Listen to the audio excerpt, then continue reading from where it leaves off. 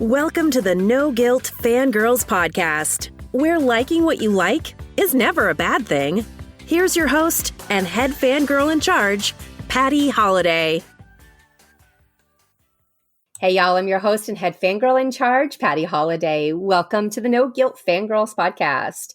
And we're here to talk about hashtag not my cap and his ugly, ugly face and his ugly, ugly actions this week. And man, I know I cannot be speaking just for myself. I know my guests feel the same way about this particular episode, but I did not appreciate what they are doing to Captain America. They're making Captain America an ugly phrase. Not happy about it. And y'all, I don't mean that by the way he looks. I actually think Wyatt's kind of a nice looking dude. I'm just talking about the way he's acting is super not Cap-like, and it's not cool. How's that for an opening?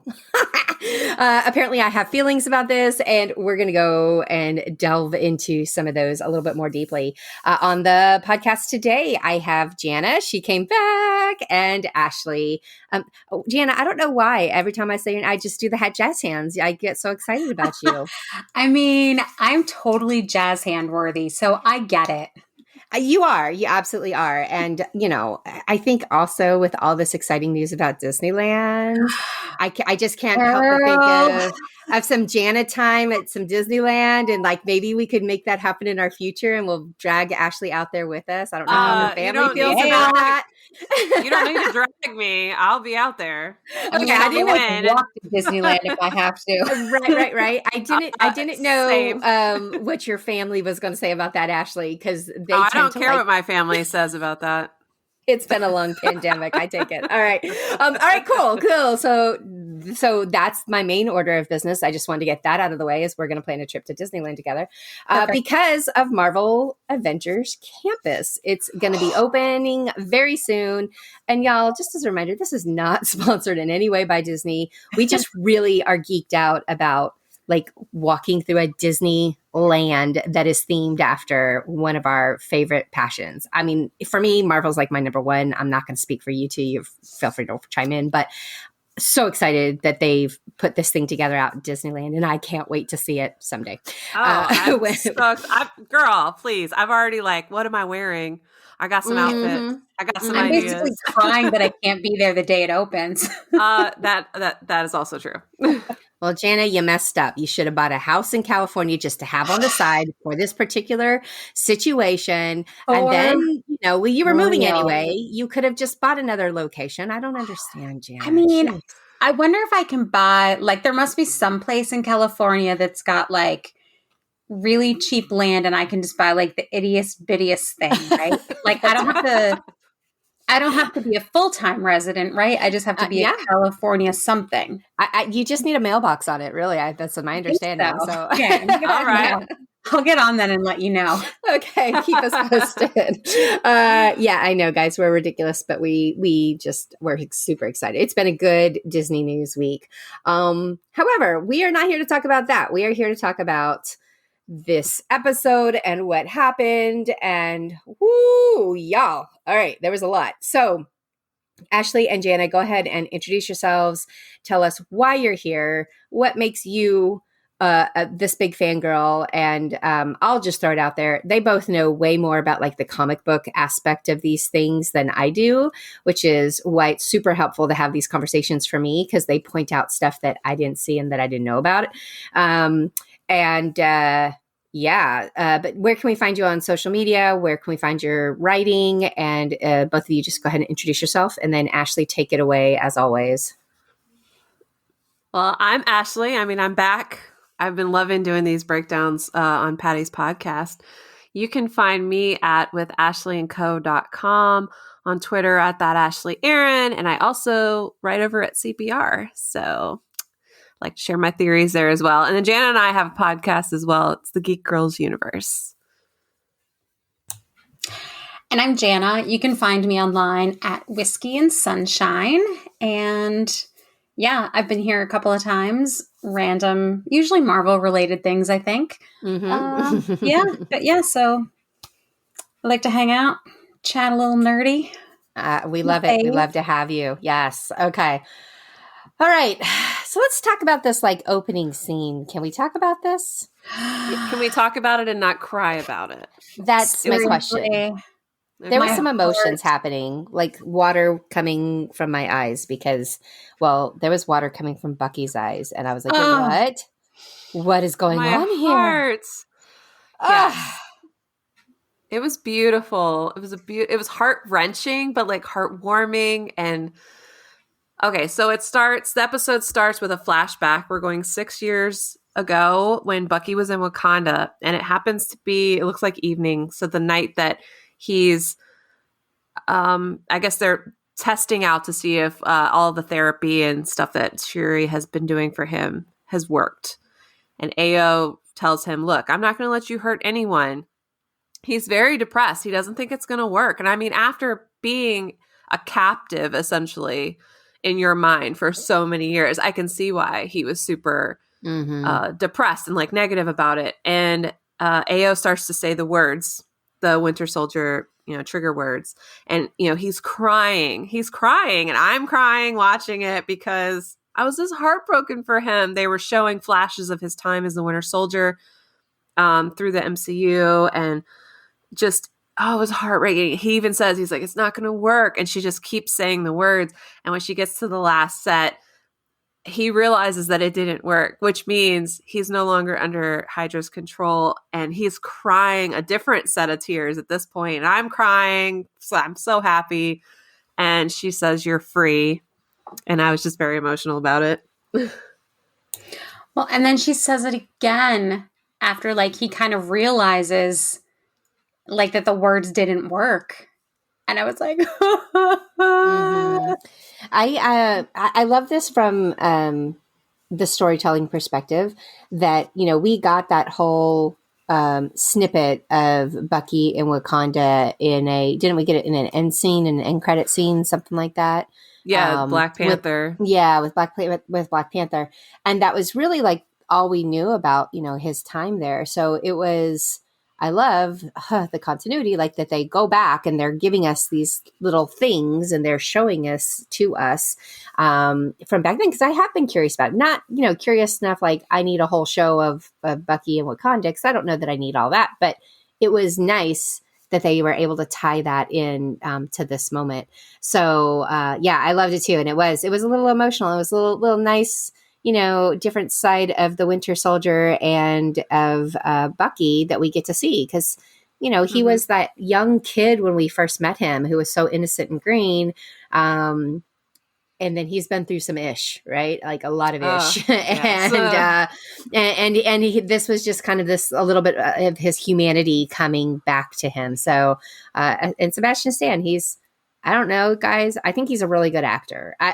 Just me. Am I the only one that thinks that? No. I'm campaigning for his Emmy as we speak. I think he's just a solid dude. I've enjoyed like everything that I've seen him in. So, this was a nice moment that we got to see a little bit different than the rest. Bucky also has my second favorite moment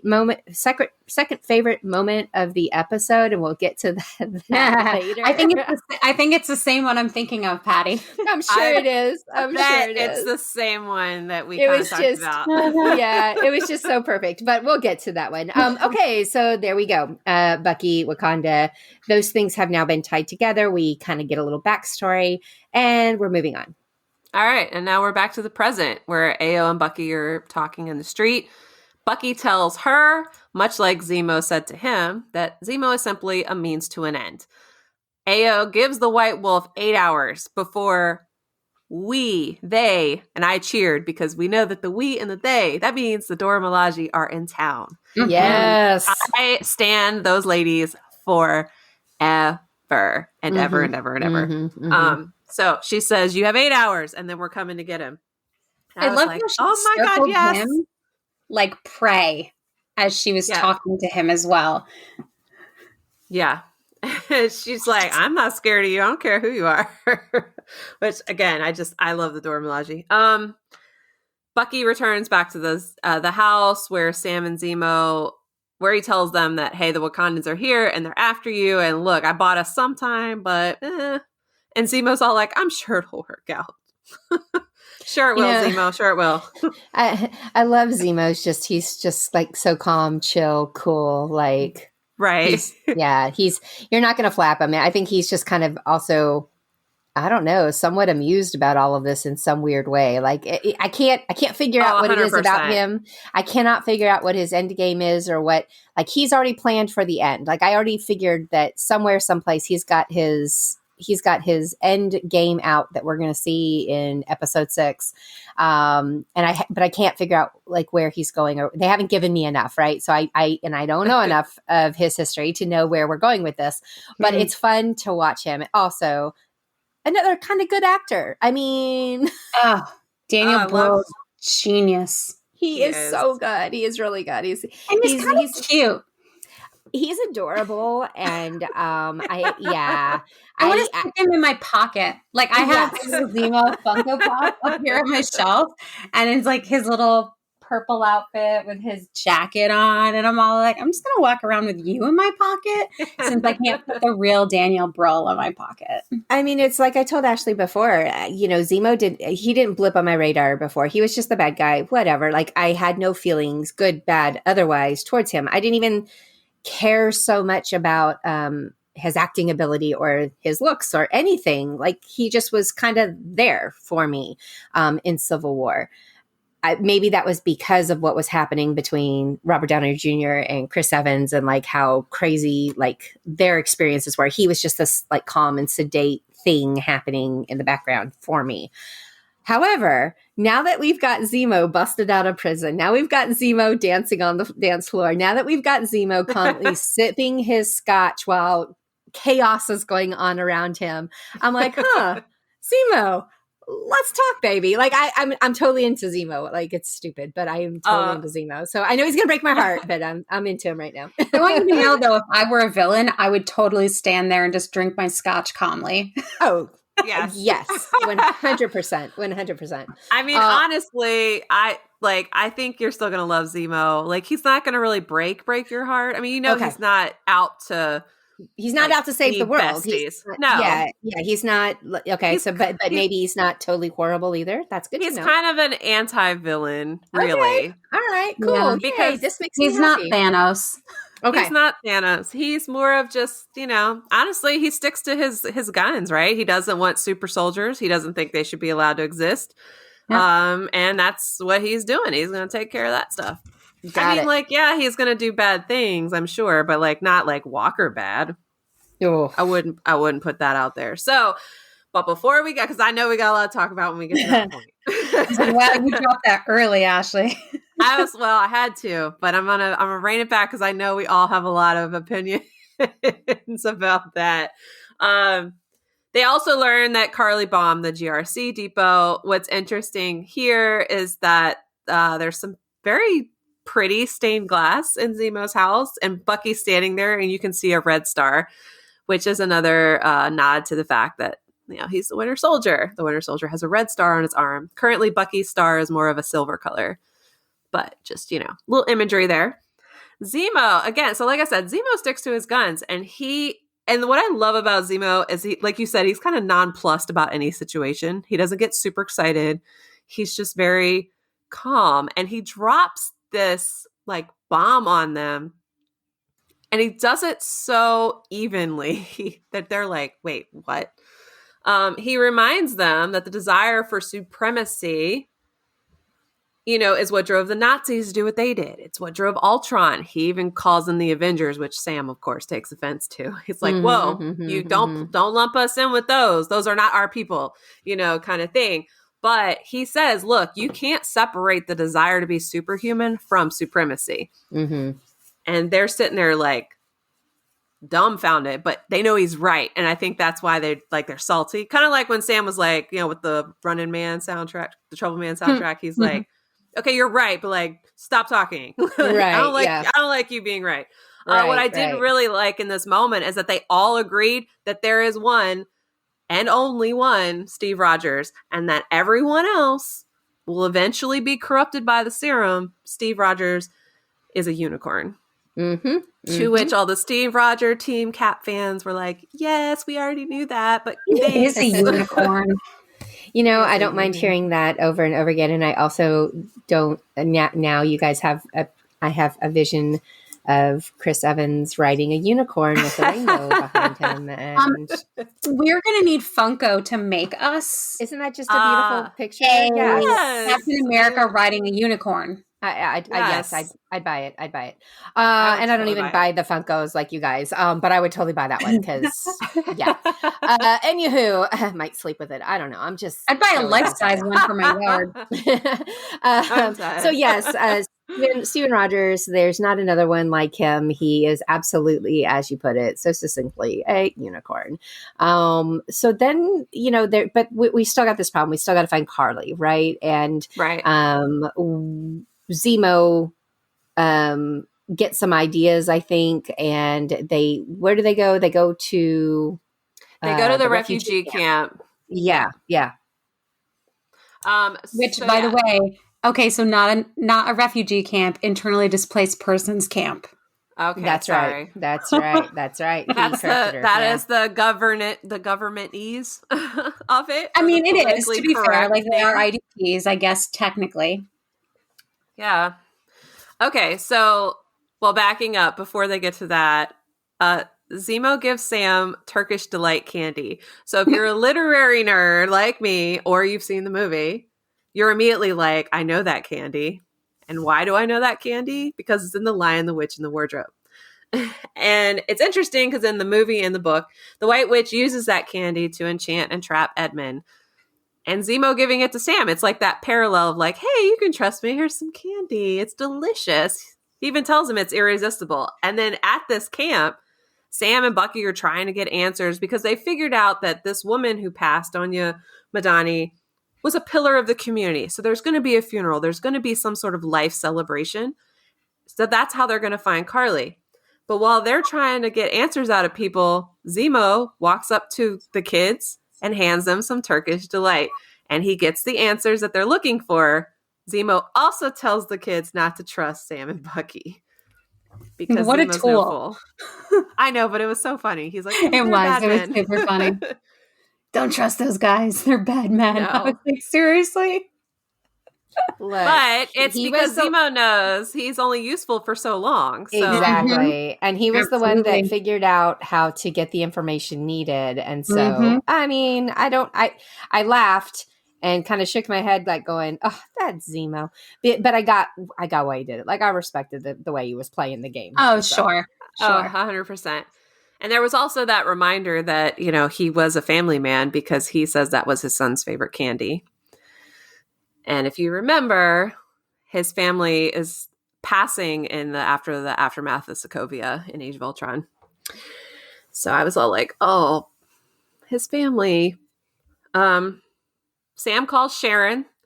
So here, I'll let Jana talk about how she's like, oh man, she's so sus again.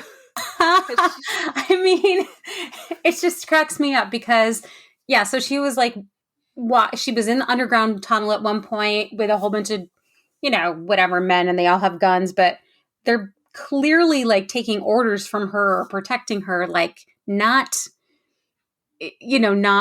guns not on her. And she's telling Sam how she had access to the satellites and two satellites, yes. And the power brokers are, power brokers mad because, Nagel's dead. And like, it just, I still don't want to believe she's the power broker. And I actually don't believe she's the power broker, but I do still think she's somehow connected, working for, in providing intel, whatever it is. But like, dude, she's so sus. Like, she's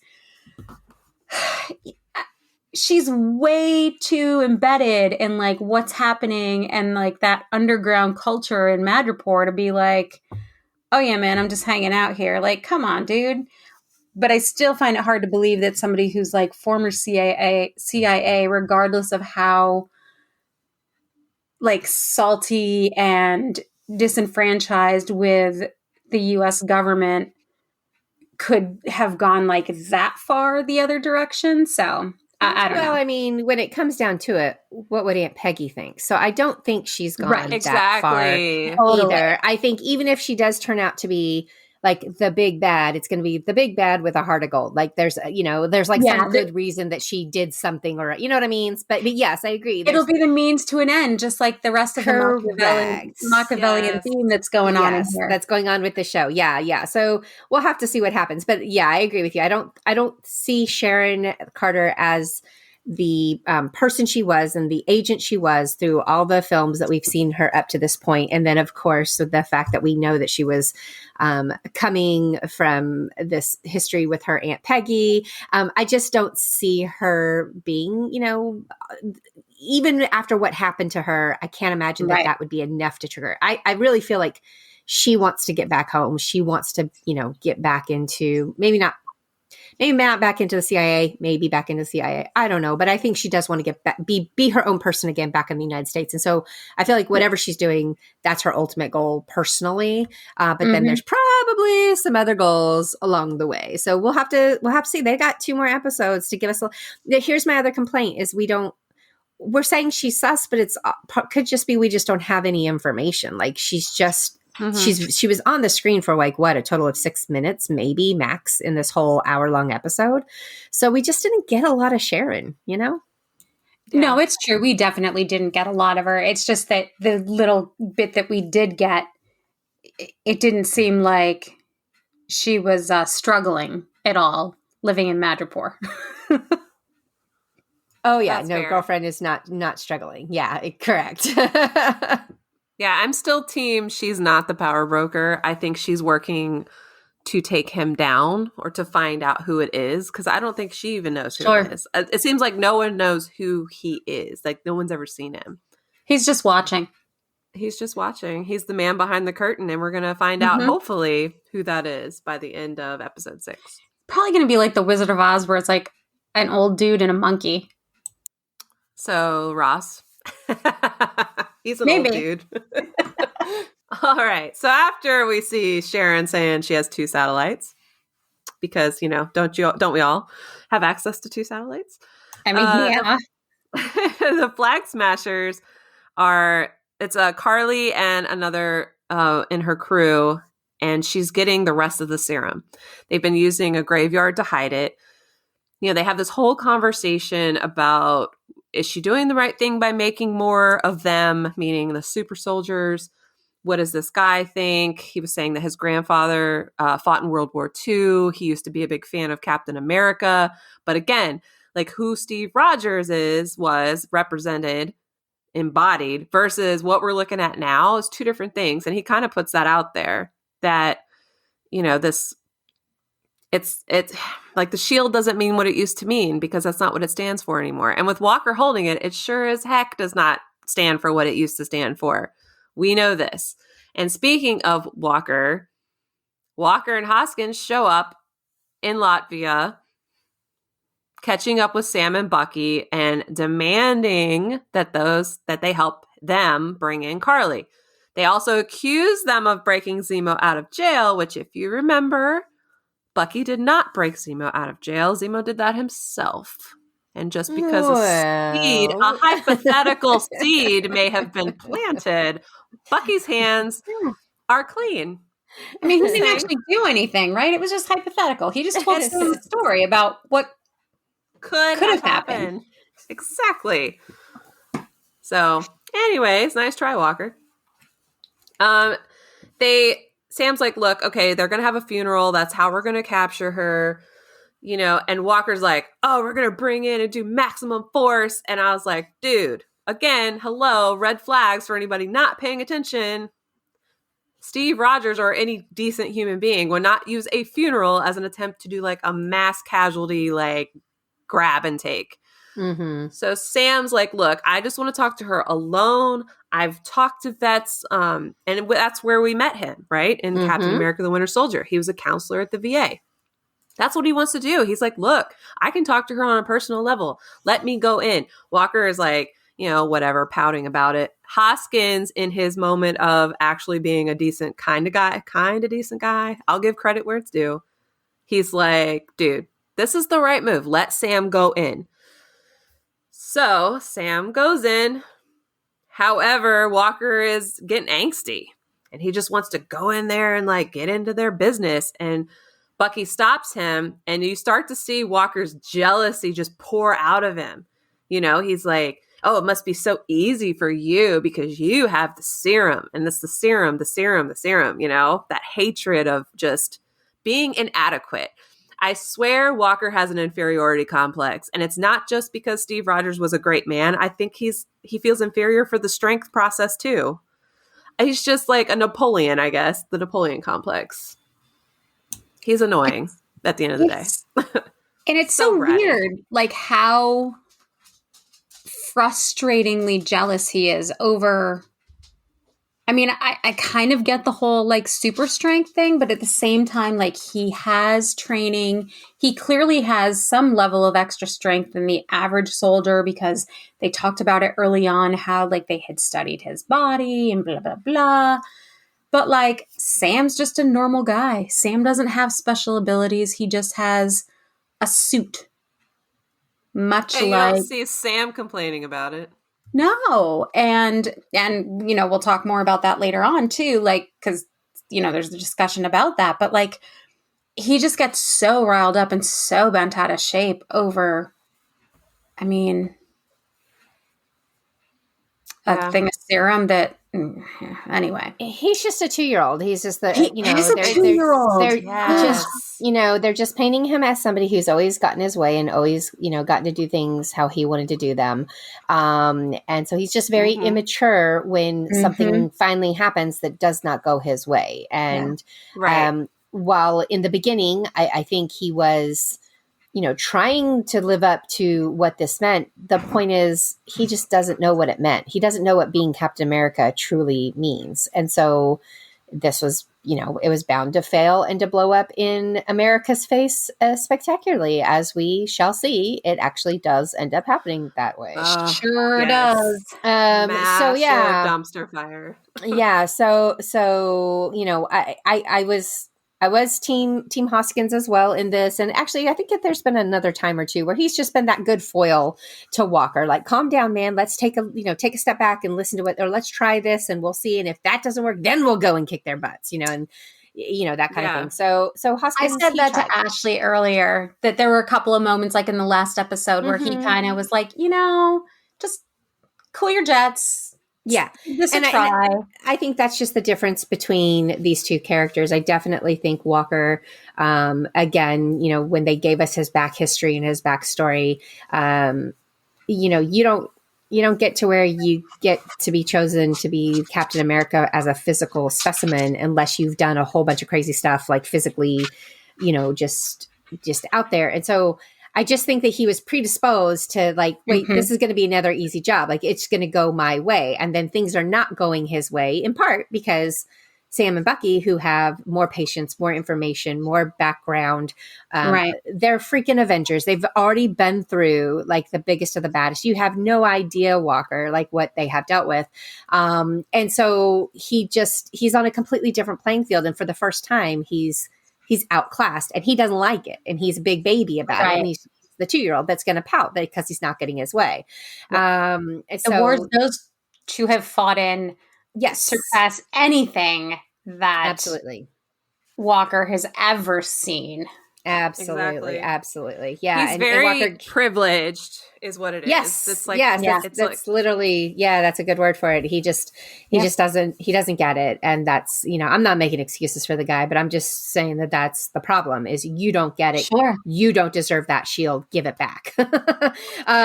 So then we get going. We got some more stuff happening here. What happens then next? Okay, so Sam is getting through to Carly, or at least it seems that way. They seem to understand each other. And it looks like there's a connection going on. Yep.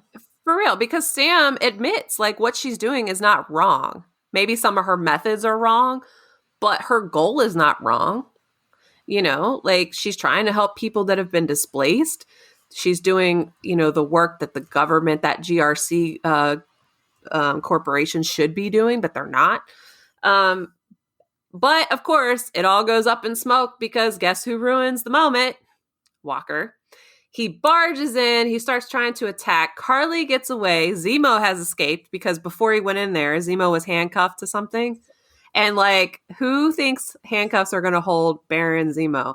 I didn't think that. So as soon as I saw that, I was like, he's getting out of those because it's Zemo. It's like handcuffing Bucky or Agent Woo. It's pointless. Well, yeah, I laughed. I was like, oh yeah, that's not going to work. But you're cute. Yeah, keep doing cute things like that. Mm-hmm. Right.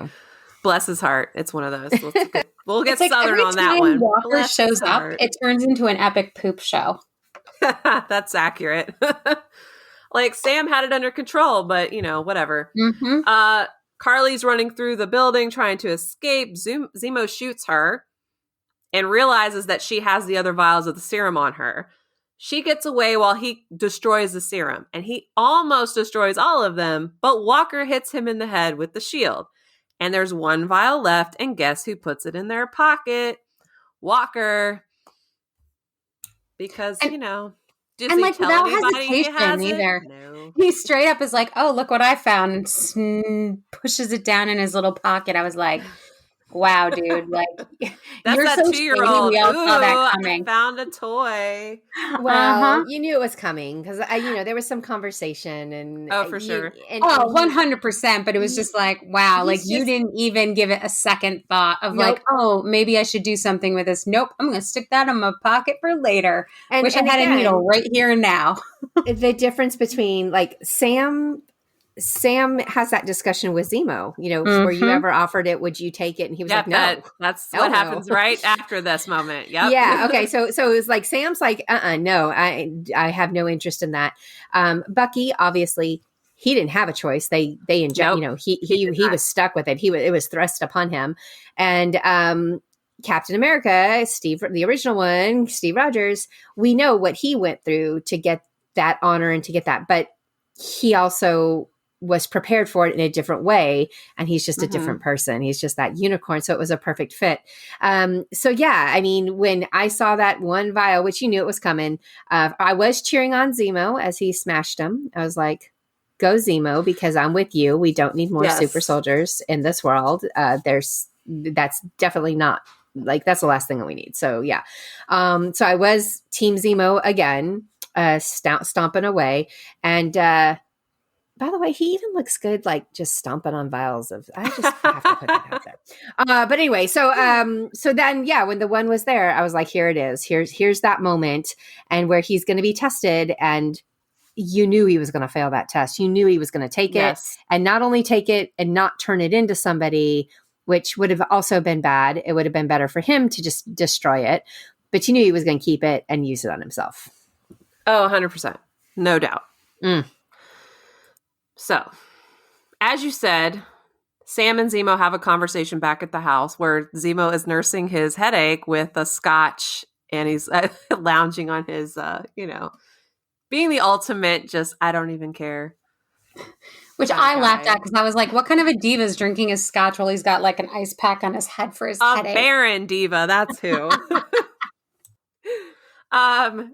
So he asked Sam, he said, were you ever offered the serum? Sam says no. And he goes, would you have taken it? Sam doesn't hesitate. He says, no, absolutely not. And that is the difference between Sam and Walker. One of the major differences. Sam knows that serum is not for him. It's really not for anybody because, as they said earlier, the only person it hasn't negatively affected is Steve Rogers. And there is no other Steve Rogers. Sam sends a message to Sharon saying, hey, can you keep an eye on Walker? Because he's shady. I mean, I'm paraphrasing, but that's essentially the vibe I got. For sure. Bucky is annoyed. Like, man, you gave this fool the shield. And they're about to get into it again over Sam's choice to give up the shield. Sam's like, I didn't give him the shield. I gave it to the government kind of thing. But before they can actually fight, Walker and Hoskins barge in, and Sam, with probably my favorite line, says, he's like, slow your roll because the only thing you're running in here is your mouth. And I like clapped and cheered because it was hilarious. It was good, but let's be honest, it gets better. We got more coming. Oh, it sure does. We got more coming. This was my favorite part of the whole episode. Was this scene about to unfold in front of us. It was epic. Yes. Yes. I was so excited. Right before that happens, Walker is running his mouth. So here's that inferiority complex again. And he's mad at Sam for what? For being a better person than him. Like, what are you salty about now, Walker? Like you said, he's a 2-year-old. He's throwing a tantrum. He's like, oh, you want to fight? I'll put down the shield. Make it even. Sam's like, this fool. I just like, stop. Like, would you stop? I feel like, like dealing with a toddler, right? Yes. Throwing a tantrum. Can you just not? Because you're doing the most. Walker was doing the most. But before they could throw down, the Dora Milaje show up. And I was so excited because they kicked his butt. I could watch that on repeat more than the Zemo dancing. For real, though. So these ladies, they stole Black Panther, right? They came in and they kicked some booty in Infinity War and then again in Endgame. I can't get enough of them. I want a spinoff. I want a Disney Plus series. That would be amazing. Happen? Wouldn't that be so cool? It would also be very cool, I think, in a cartoon form. Like, I think that would be a lot of fun for little girls to watch. But they're just so cool. And boot camp training with the Dora Milaje. Oh, that would be fun. Like, look at us. We're throwing out all these great ideas, So anybody, Kevin, I know you're listening. Just go ahead and pick up and run with that ball. It's all. We're giving you permission. We have no problem with that. But no, I would love it. And this fight scene just again reminded you, like, how amazing they were. And my favorite part of this I knew you were going to say this.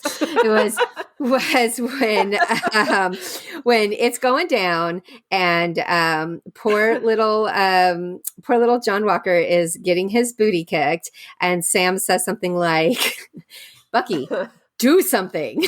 And Bucky says, looking strong, John. Like, I mean, he's like cheering, like he is getting his booty kicked, and he looking strong, John, says Bucky. And Zemo, they cut over to Zemo, who's just standing there drinking his scotch again, and I'm just like.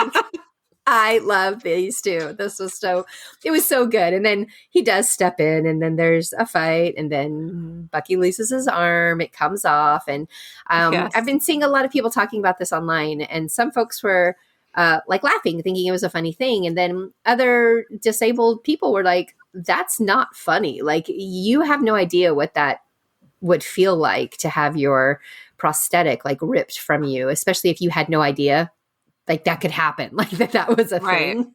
And I was like, oh, well, that's, again, something to consider and something to think about because Bucky has had that arm probably longer than he didn't have the arm, right? I mean, except for the time in Wakanda where it was not on him.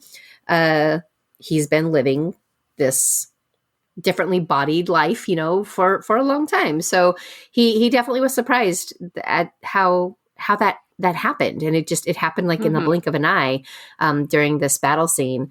I did like to see the shield in the hands of someone other than John Walker in this episode. And I kind of was like, take it back to Wakanda.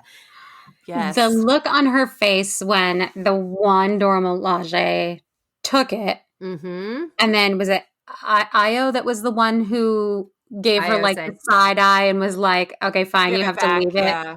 And she was like, ugh, and had the like pouty look on her face and laughed. I was like, yeah. Yeah.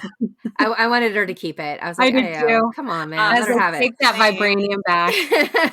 It's Wakanda's. Come on. If the United States government cannot handle this properly, and they obviously did not, y'all need to take it back to Wakanda. Like, come on. But she didn't. She hands it back to him and they walk out. Yes. And during all of this, after Zemo finishes his scotch, I'm assuming, he escapes.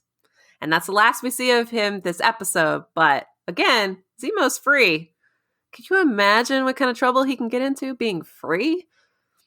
I mean, he's already sneaky when they're around. He's flying in the wind. So many doors are opening to him. But I really think it was all part of his plan because I really think he sees like 10 steps ahead of everybody else. Oh, absolutely. He was like, these fools at some point are going to fight, and I'm just going to be like, I'm out. Bye. Well, and he knew they were coming for him. It wasn't a surprise because... Right. Again, he was like not even shocked. He was like, oh, look, they're here. Yeah. Oh, and thanks for warning me. Yeah, essentially. Yeah.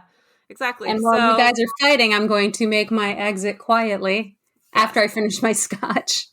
I mean, wouldn't you finish your drink first? I would. Absolutely. It's probably some like ridiculously old, aged, beautiful scotch that's like, $400 a bottle or something. Well, Oh, first of all, Zemo definitely has a flask in that coat. But secondly, Well, yeah. Zemo probably has a crystal, decanter waiting for him in the limo downstairs that he's going to climb into and drive off. That's been waiting on him because, like you said, 10 steps ahead, right? So Yeah. I'm not so worried about him finishing his scotch or not because it's Zemo. No. I'm just saying that whatever he was drinking in the house, castle, whatever, like, was clearly going to be a very high-end, expensive, for sure. Whatever. And he, you wouldn't want to waste that. Like even being rich, right? Exactly. You'd still be like, let me finish this because it's delightful. So what's interesting here? Well, one, you kind of talked about it. Bucky didn't know his arm could come off, but apparently it's a fail-safe that they built into it. And I wonder if they did that when they were still trying to see if he was mind controlled, because it would be an easy way for them to disarm him, like literally disarm him. But yeah, so he's unintended. I wasn't trying to, but like, how else do you say that? But what I found obnoxious here again about our little toddler Walker, he is pouting that he just got his butt kicked. He says they weren't even super soldiers. He was also clearly miffed that it was women. Like, he didn't say it, but the look was on his face. Oh, he just got his butt handed to him by some non-super serum women. Absolutely. Absolutely. He was, I don't know so much that I'd say that this was like an immature pouting thing. I think this was a holy crap, come to Jesus moment. Like, I just don't like him. So I'm like, he was pouting. Yeah, I know. But I'm just saying, like, I think this is the moment where he realized like how not Captain America he really is. Right. Because he can't. He's totally out of his depth. He is he's a very high quality dude who can do a lot of fighting, but he is not to that level. And if he wanted to like be a Sam and work at it or come up with some extra way of using that shield in a more productive way, like to give you that extra edge, right? But he's obviously not willing to do that. And he wants the easy way out. And I think this was just his, definitely his, like, he needed to get his butt kicked. And I'm happy to say, that those ladies did it for him, for him to kind of come around and go, wow, I can't do this. And so then the question is, but you can. I think this was the moment where he knew what he was going to do with that super serum. I mean, he was pretty sure what he was going to do with it before, because I truly feel like when he picked it up off the ground, he was already thinking, I wonder if I should take this. But I think this is the moment where he was like, they weren't even super soldiers. And they kicked him. And Hoskins like, it's okay, man. I'm here for you. That's a really interesting perspective, Patty. And I like it because I think you're right. Like, when he did pick that stuff up, like he didn't hesitate to put it in his pocket. He was like, oh, that's convenient. Great. I'm going to like stick it in my pocket. But I hadn't thought about that moment as oh, wow, this is really like, wow, I just got my butt kicked.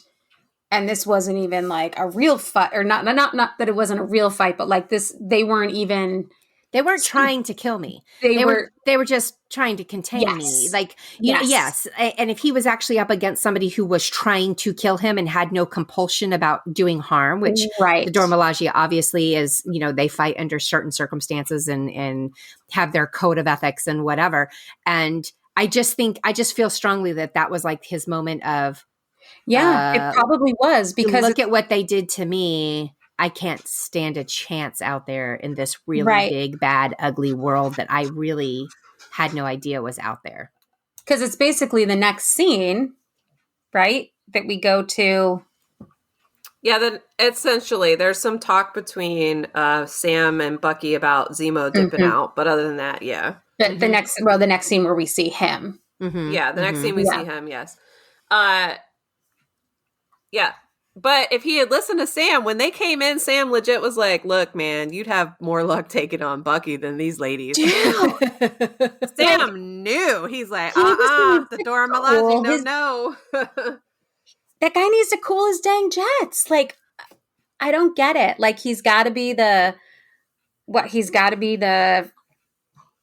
guy in the room that like makes the move every single time. He just doesn't get it.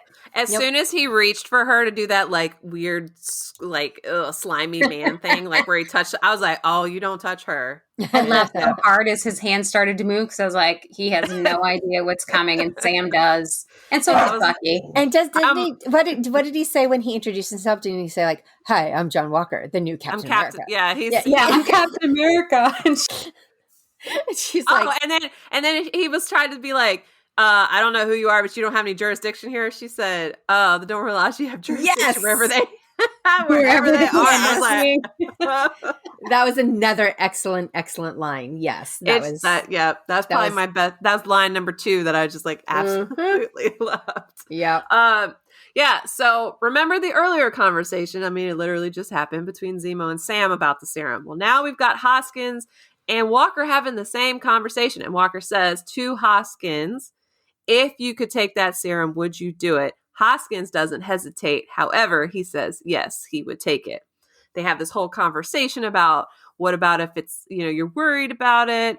And unlike, Zemo, Sam, and Bucky, who said, hey, nobody is Steve Rogers, these guys are hyping themselves up, like, oh, we're good soldiers. Hoskins tells Walker, like, you've got all these Medal of Honors. You're a good man under pressure, blah, blah, blah. So again, it's in his head, right? Hubris. That his friend is hyping him up, like, yes, you should take this. Mm-hmm. Whereas Sam knows he's got flaws because, hey, we all do. So probably not a good idea to take the serum. But anyways, Sarah gets a phone call from Carly. Sarah is Sam's sister, if you don't remember. And Carly essentially threatens Sarah in order to get a message through to Sam because she wants to meet up with Sam. Sam and Bucky go to confront Carly. They are suited up because they're not playing with her. They know she's a super soldier. Sam's in his Falcon suit. Bucky's in his like tailored leather jacket, looking good. Like he doesn't really have a suit anymore, but I like it, whatever that vibe is. And again, they seem to be having a pretty decent conversation. Carly asks Sam to join her. Join me or leave me alone, essentially. And before, anything can go anywhere, Sharon text messages and says, hey, look, or calls and says, hey, look, Walker's on the move. He's found the Flag Smashers. Bucky and Sam leave because Carly has threatened to kill the new Captain America. I mean, not that any of us are like, oh, no, don't do that. And they either are going, and they also know Walker is unhinged, clearly. Mm-hmm. They go, I think, to de-escalate the situation. I don't think they're going to really take on the Flag Smashers. I really think they're just going to break up this fight because it's not going to end well. Yes, but, also, you don't call my sister and threaten my nephews without... Right, exactly. Getting me to show up with my super soldier to talk to you. I mean, to their credit, they did not come screaming in there going, I'm going to, you guys are all in trouble, blah, blah, blah, blah, blah. That was not their take on things. But that did not sit well with Sam. Oh, of course not. Mm-hmm. So I genuinely don't think Carly would go after her because I do believe her when she said, hey, look, I just said that because I needed to get you here kind of thing. But yeah, don't threaten Sam's family. But again, like you just said, Sam and Bucky came in like adults, willing to have a conversation before things get messy. And that is the difference between them. Another difference, right? Between them and the other two. So Hoskins and Walker are confronting these Flag Smashers. Hoskins gets captured and Walker takes the serum. Now, we don't see him take the serum, but he takes the serum because all of a sudden he can bend a metal pipe like it's a piece of paper, like it's a twig. And Sam sees earlier in the day, he couldn't pull a piece of wood out of a table. He couldn't pull the Wakandan spear out of the table. Right. It was like- right. And now all of Yeah. a sudden he's bending metal. Sam Mhm. sees it, and Sam's like, what did you do? Which is a total rhetorical question, because I think Sam knows. I think that might be Sam's favorite line. What did you do? Right. What did you do? All right, there's a fight. It's the Flag Smashers. It's Walker. It's Falcon. It's Bucky. Bucky gets to show off his impressive knife skills, which I am never sad to see. But unfortunately, Carly kills Hoskins when she kicks him into a column, and Walker completely loses his mind. Now, remember, he just took the serum. The serum amplifies our worst traits. It's one of its side effects. So Walker becomes unhinged. So there's two different parallels here to previous MCU movies. The first being Captain America, the First Avenger. When Steve lost Bucky, he didn't lose his mind like that. Yes, he was sad. He was broken. But he still went after the bad guys, and not in a, like over the top, like I'm going to massacre you kind of way. Steve continued to be a good man and to stand up against bullies, which is what Bucky would do for him when Steve was just that puny little sick guy. The second parallel is Captain America Civil War. So at the end of that, Steve and Tony have been fighting, and Steve is over top of Tony, and he raises the shield up, and Tony looks at him like there's really nothing he can do at this point. But Steve brings the shield down. He does not hurt Tony in any way. He just takes out the arc reactor, the power for his suit, and then he walks away. Unfortunately for this Flag Smasher that had nothing to do essentially with Hoskins' death, Walker uses the shield in the most blasphemous way I think he could have ever used the shield. And that is, he uses it to bludgeon this man. Are you choking up?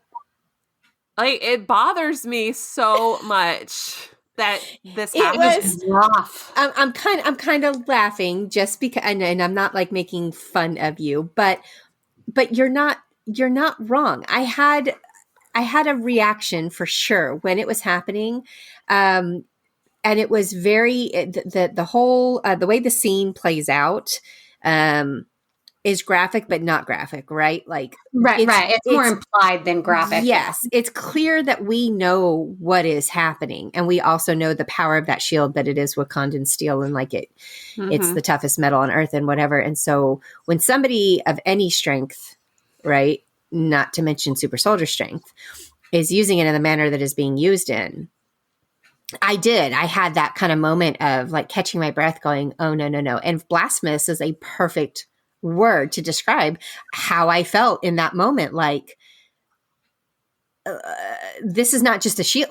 What are you doing? And I got really upset about it too. So when you were kind of choking up a little bit there when you were talking about it, I was like, I'm with you, Ashley, because I had that moment too when I was watching it, and I was just like, what is wrong with me? Is this weird? But I don't. Oh no, you're not alone. I think I'm in good company, right? I'm going to need you to talk to me as soon as you're done. Yeah, it was that was rough. And it was, I think Jana, you said that it was rough. It was a rough scene to watch. It was a rough scene to film. And especially, for those of us who have for years, even if you're not a comic book person, so even deeper if you are, but for those of us who have just been tied into the MCU for as long as we have, and of course one of the flagship characters in that costume, and then here you see that costume, that shield being used in this way. Whoa. They didn't even, I know they changed the costume a little bit, but that shield, it's not it's different colors, right? It's the shield. Right. It's the item of destruction, and it was awful to watch. So right there with you 100%. On that. But you caught me by surprise when you were talking about it now. I was like, oh, look at you, Ashley. Yeah, okay. No, I think because, so it's no secret, Captain America is my favorite Avenger in the comics and in, the MCU. And it was so egregious to me, this whole scene. And honestly, what really hurts me the most about Walker in general is that he's tarnishing Steve's legacy and the legacy of what the Captain America moniker stands for and what that shield stands for. And it just makes me so angry. And it was caught on dozens of cell phone cameras around. Hence the name of the episode, The World is Watching. So, I think the fallout's coming. I think it's one thing, too, like, we know it in the comics, and, like, you know this is kind of, like, what's coming based on the storyline. But to see it kind of played out is a little bit different and a little more surreal, because it's not really what you're... Not to say it's not what you're expecting, like you kind of know something might happen, but even to see it implied and then to see the, I guess I'll call it aftermath for lack of a better word, that last shot of the shield is... that shot. Startling, right? Because you've never, like the shield you've seen dirty after a fight or scuffed up after fighting in, any one of these instances across the movies that they've been in, but you don't ever see it like that, and you never see it used like that. Like you might see it never. Like Ashley and I were talking earlier, like it maybe chopping robots but never humans, and it's almost always just used as a shield is meant to be used, which is deflecting, not chopping. Right.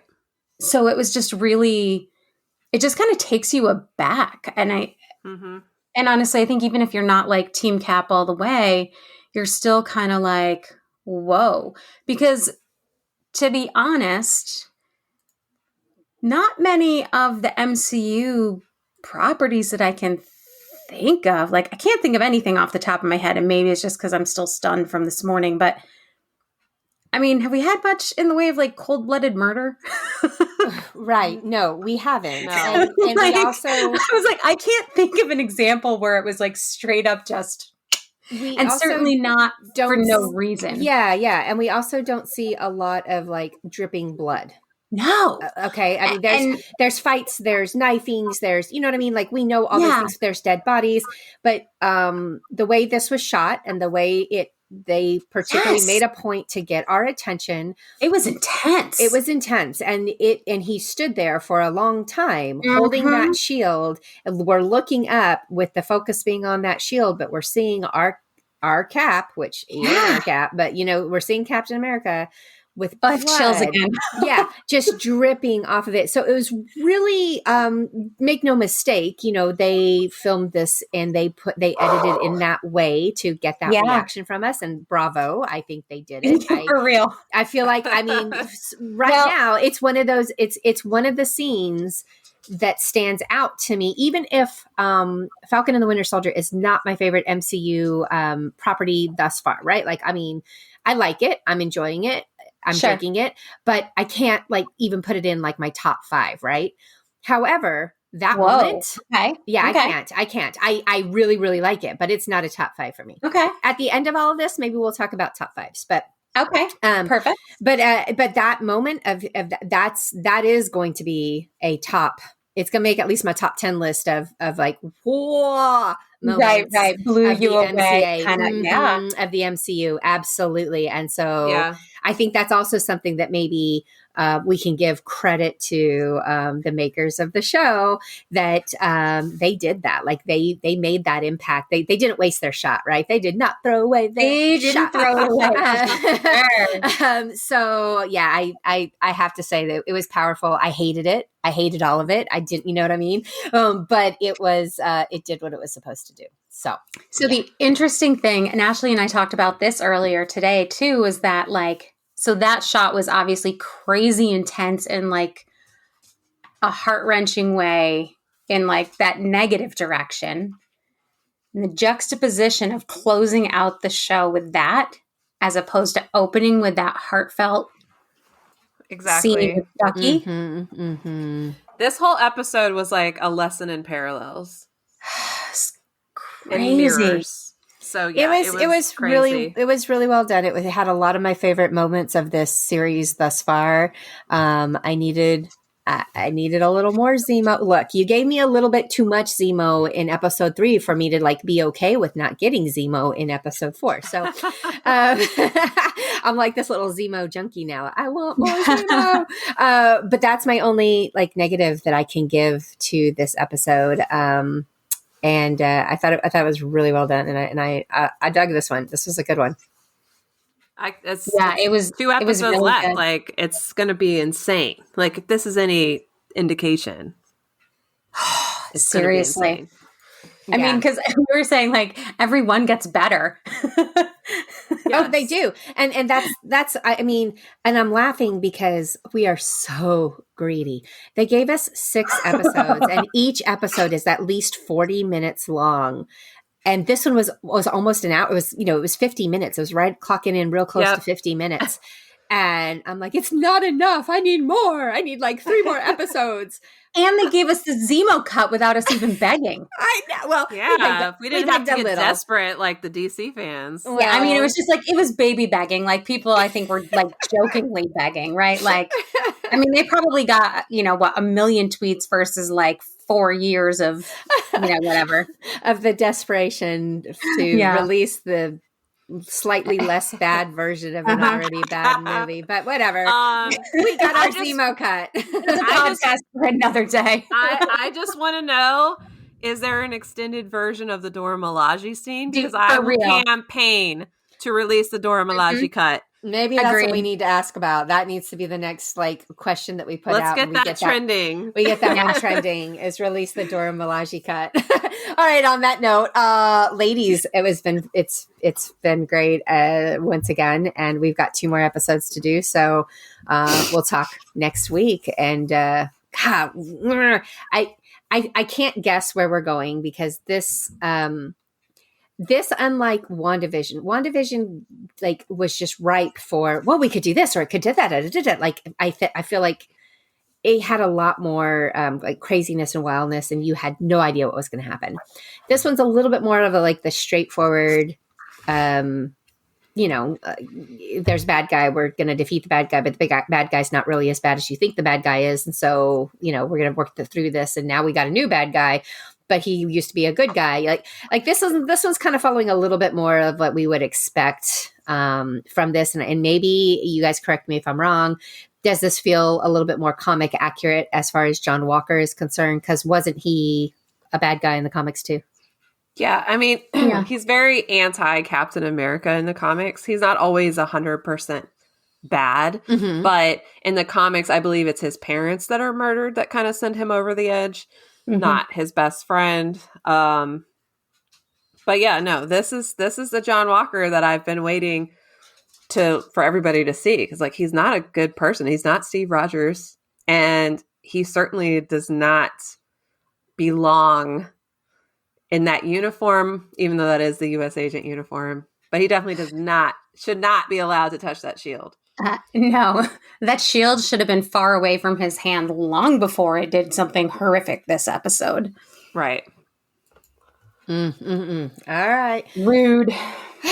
Well, come back next week and we'll talk some more about this, and we'll see where the MCU is going to take us next. And I know Jana and Ashley will join me again because it's no fun to fangirl alone. So be sure to come back and join us again next time. Bye, y'all. Bye. Bye.